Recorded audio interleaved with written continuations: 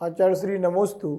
सरला जैन विदिशा मध्य प्रदेश से शंका कर रही हैं कि जो विधान होते हैं उनमें मंडल बना करके किया जाता है, परंतु कभी कभी समय नहीं होता है या मंडल बनाने की सामग्री नहीं होती या स्थान नहीं होता है, तो क्या हम बिना मंडल के विधान कर सकते हैं?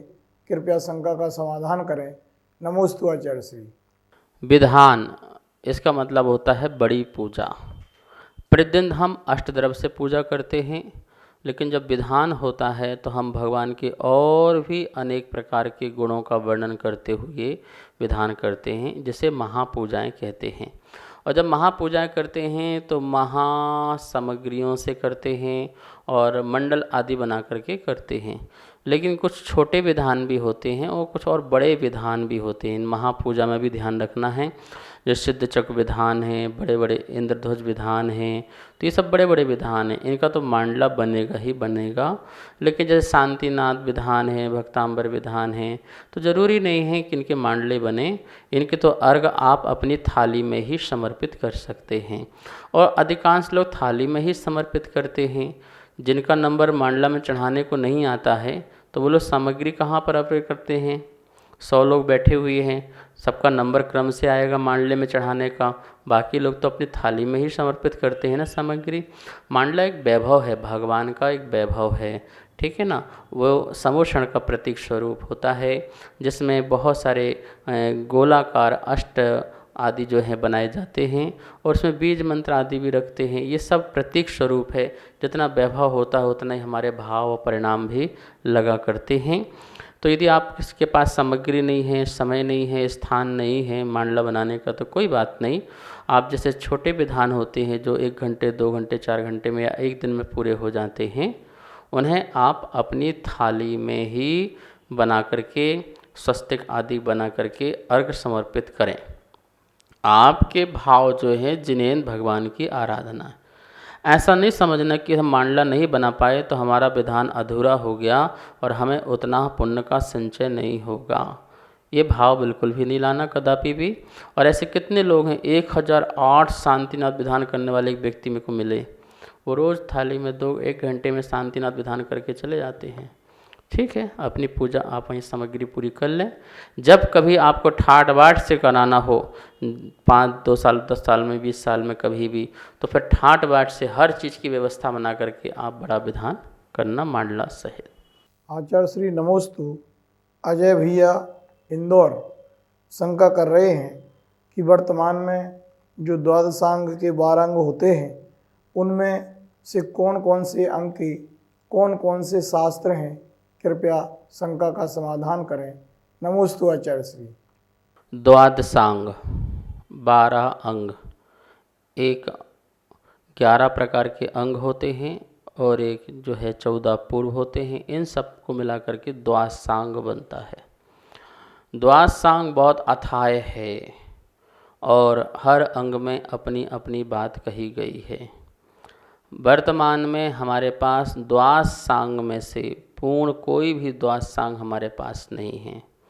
दृष्टिवाद का भी देखा जाए तो बहुत छोटा सा अंश हमारे पास है, लेकिन हर ग्रंथ में या बहुत सारे ग्रंथ में हर द्वादशांग की थोड़ी थोड़ी झलक जो है हमको मिल जाती है। जैसे आचारांग है तो आचार का वर्णन होता है, आचरण का वर्णन होता है, तो उसका वर्णन हमें मूलाचार में मुनियों का, श्रावकाचार में श्रावकों का।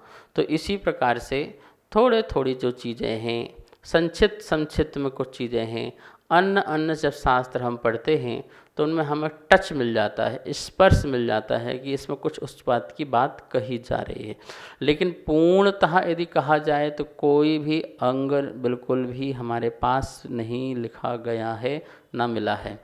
और मेरे ख्याल से कोई भी द्वादशांग की रचना पूर्ण रूप से कर सके ऐसा भी नहीं, संभव भी नहीं है। गणधर ही हैं जो अंतर मुहूर्त में जो भाव से भी द्रव्य श्रुत को जान ले, भाव से भी भाव श्रुत को जान लेते हैं और अंतर मुहूर्त में उसका पाठ भी कर लेते हैं रिद्धि के बल से।